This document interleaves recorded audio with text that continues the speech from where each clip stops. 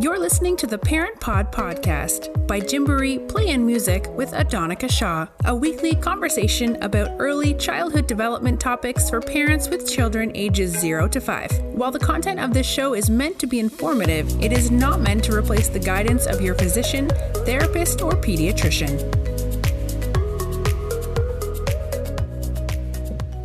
Hello, and welcome to another episode of the Parent Pod podcast by Gymboree Play and Music. I'm your host, Adonica Shaw.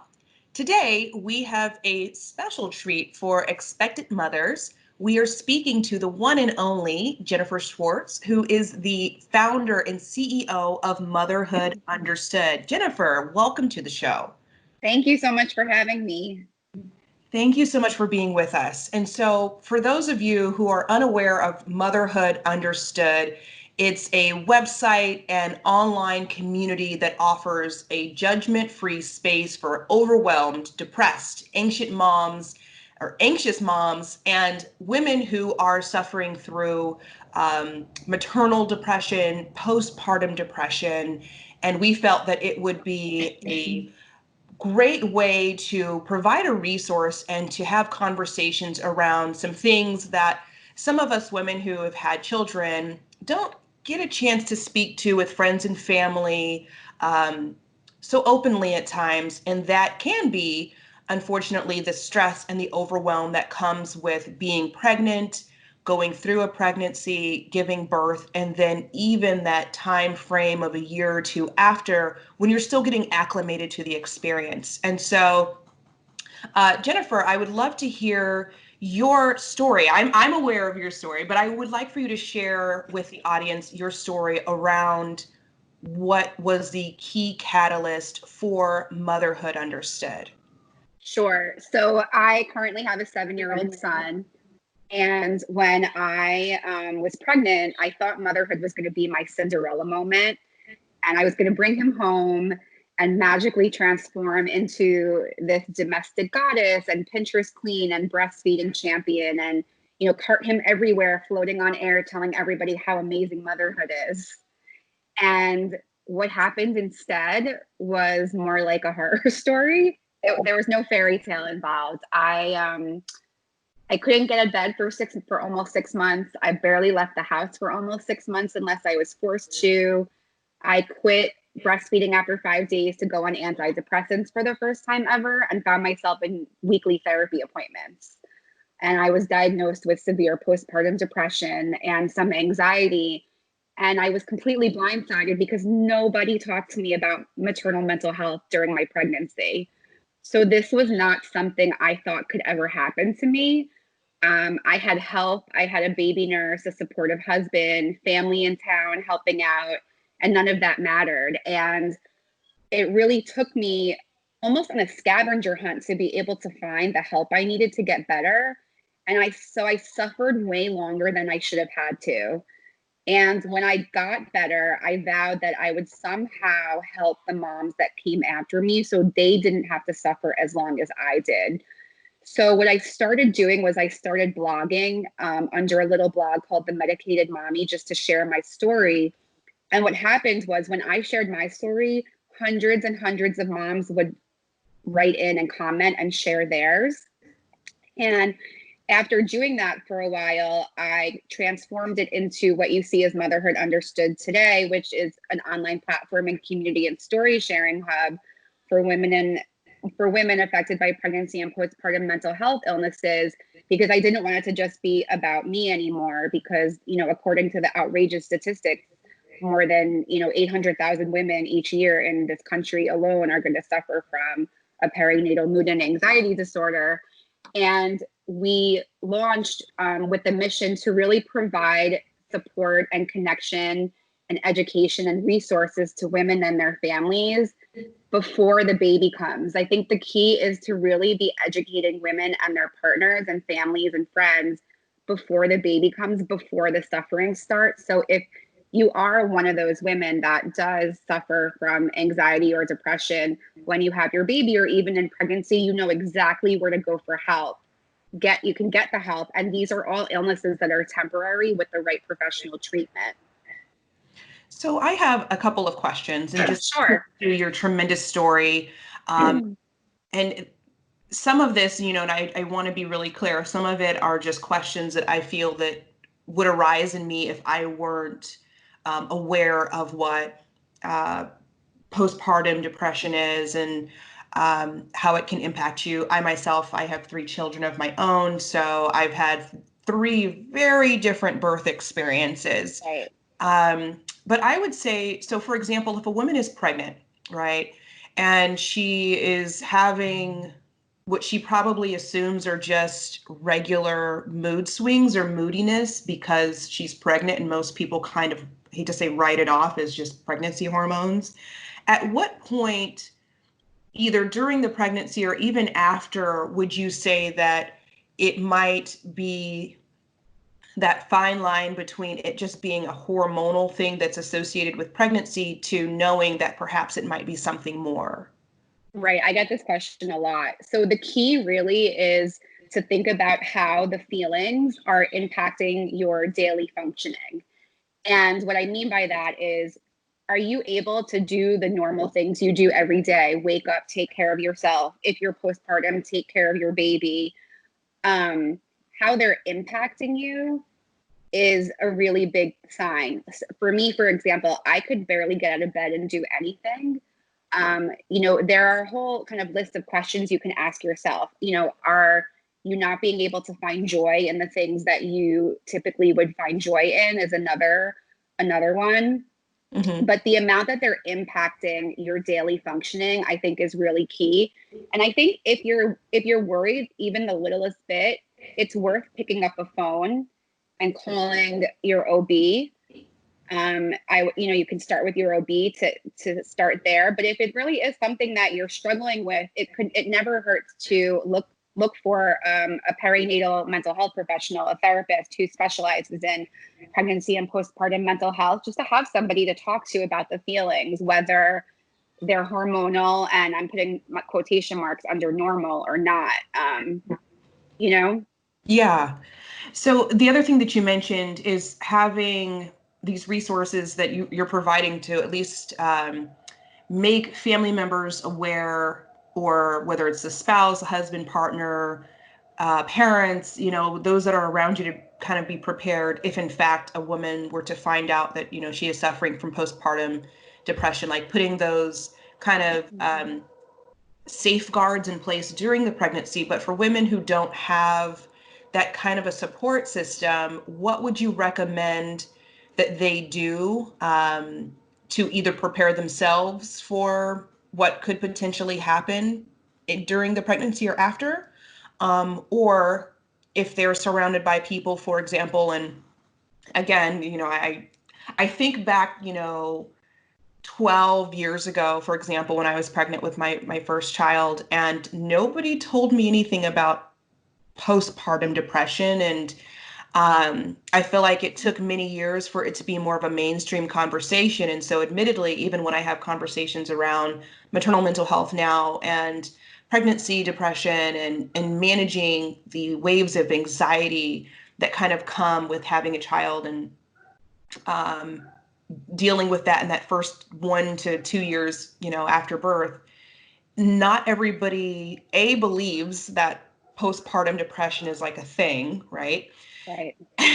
So there's that. And then even if they might kind of know that it's a thing, perhaps they don't really know what their actionable steps are. And so for those women that either don't have the support system, or maybe just surrounded by people who haven't quite bought into the concept of postpartum depression because they just don't identify with it for one reason or another, what would you say that they can do to better support themselves going into birth and then managing that first year to 2 years after they've given birth to their child? So we have a whole slew of resources that we recently launched for this reason, and you can find them on our website on the Get Answers page. It's Motherhood Understood. And then when you get there, you click Get Answers. And what we talk about is we have the first resource we have that I love. It's called the Mother's Manual for Postpartum Mental Health. And what this is it goes through what we just talked about, all the mixed emotions and feelings that you can have when you're pregnant or postpartum, how to tell what's normal, how to know if something needs serious attention, and where to find that type of help. And we also break it down really simply, and we list every single symptom for each of the different mood disorders, because not everything is postpartum depression. You have postpartum anxiety and postpartum OCD, and you can get these during pregnancy too. So we make it really simple. It's very easy to read. It's always accessible. And we also have little cheat sheets too. We have cheat sheets for the symptoms of each of these disorders, the types of medications that are used. We even have one for partners, because sometimes, right, partners can be really supportive or not, and they don't always understand. The other resource I really like to make sure everybody has is to know about Postpartum Support International. And the reason why I love them is because they have a support line, a helpline. And what they do is you call the helpline and they connect you to the coordinator that lives in your local area, and they will help you find somebody to go see. Okay. And I think that that's really helpful, because one of the keys, and I wish I knew about this in pregnancy, but the key is to see somebody who specializes in pregnancy and postpartum mental health. And that's not always realistic for all of us, because not everyone takes insurance. The wait times can be long. A lot of times, if we live in isolated rural areas, we don't have that type of access. But PSI, through their helpline, will do the best they can to connect you with someone. Mm-hmm. And right now, with COVID, even though everything's in an all-time high for anxiety, everybody's doing teletherapy.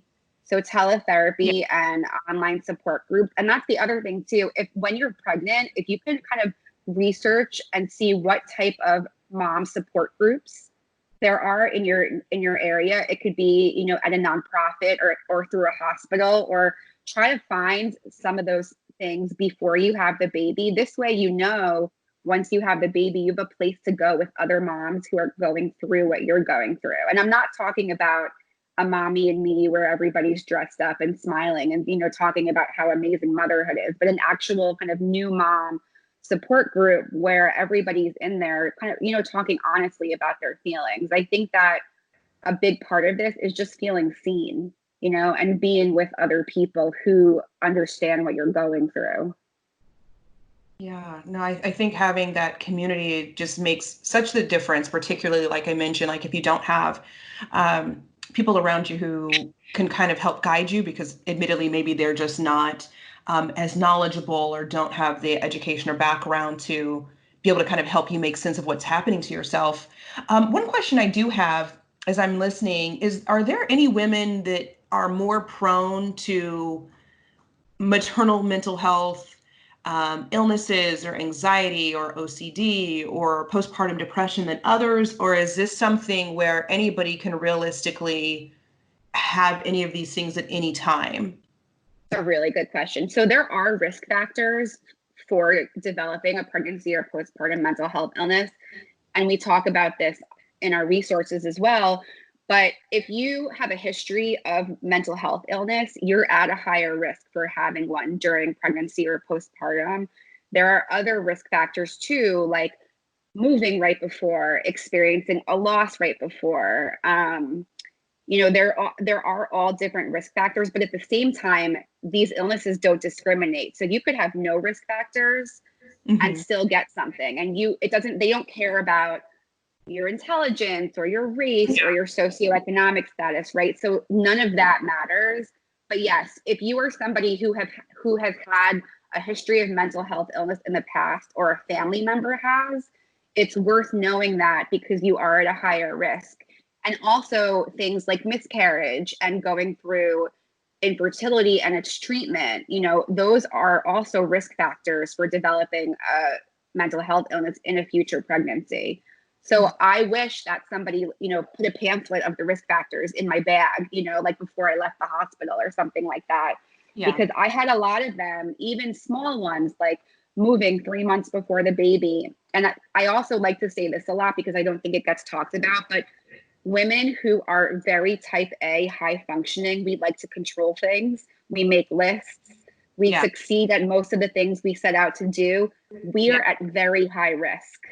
I mean, that was me. I was a teacher. That's why you see a lot of teachers and nurses and doctors, even people in the medical field who get these illnesses, because we can't do the things we used to do to cope with, high stressful situations where we have a baby. We can't make a to-do list or organize our closet or go kill it at a presentation. That stuff doesn't work anymore when you have a baby. So type A women, just know that you're at high risk also. Yeah, I'm type A all the way, Right. I hadn't thought about it in that way, but I will say that I have certainly worked with and continue to have so many colleagues and friends and just professional acquaintances that are these powerhouse women. They are your do-it-all moms, your mompreneurs, they're the ones running cities and corporations, but then something shifts in their personal life. And then there's this, I hate to say it's a scramble, but then there's this come to Jesus moment, if you will, where there's a complete disruption of how they've been able to normally function and to normalize their day-to-day activities and how they typically tackle things when they get pregnant. Or sometimes, quite frankly, like they'll have one child, and then, after your first kid, you might be kind of in this honeymoon phase, like, oh, I've got it all figured out. I totally know what to expect, and then you have that extra child or that third child or that fourth child, and you recognize like, oh my God, every single time you go through pregnancy and give birth, it can be a dramatically different experience, there are different factors. So for example, maybe if somebody were to move during their pregnancy the first time around, but in the second time around, it's like maybe they lose their job during the pregnancy, that might be a factor that impacts them, that they weren't financially prepared to manage having an additional child. And then it sparks other, I hate to say, little fires in your mind in terms of how you're going to manage and how you're going to take care of a family and how you're going to position your family moving forward, particularly if you're not somebody who works or works often. So, right. And I think too, it's hard because you get in, right, you bring the baby home and everything falls apart, and the guilt and the feeling of failure, because you like, I run a major business, I do this, I do that.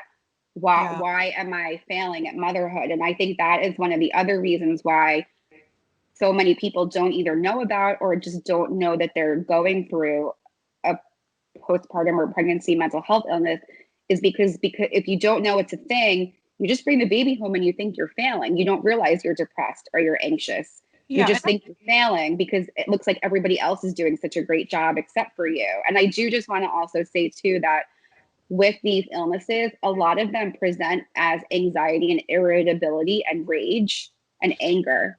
So it can be very misleading that you're not just like curled up in a fetal position, sad. I think that that's important to point out. It's interesting because I'm like, as I'm listening to you, I'm just thinking of stories of people that I have spoken to who have both kind of surrendered to the concept of like, you know what, I need to get some help and I medicate, versus those who are very much like, nothing is wrong.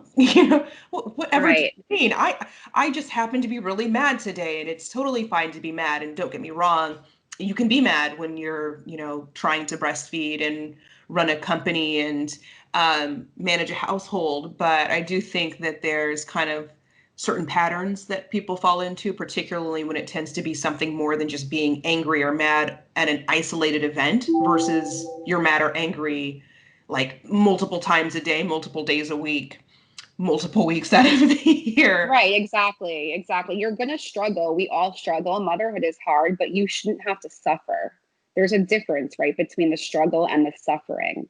Yeah. Oh my goodness. This has been such an impactful conversation. And I just want to thank you so much for your time today. I do want to ask you just two more questions. The first is, what book or books would you recommend to, and I want to be clear here, to both women who might be pregnant now or might suspect that they are suffering from some type of postpartum depression. And then if you have an additional book, perhaps for partners or friends, family members, that they can use or delve into if they're trying to support somebody who is potentially or who is suffering from postpartum or maternal depression?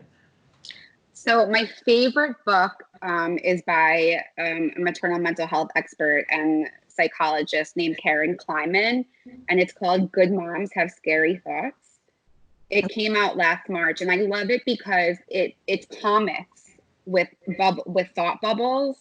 Mm-hmm. Because when you are in the thick of it, you're not going to pick up a wordy book, and it really kind of covers the gamut of these emotional, scary emotions and feelings you could have. And I would say anything by her is super helpful when it comes to postpartum and pregnancy mental health illnesses. She also has a book called The Postpartum Husband that I recommend a lot for partners to read. And I have had friends who've told me it's really, really helped their partners understand what's going on.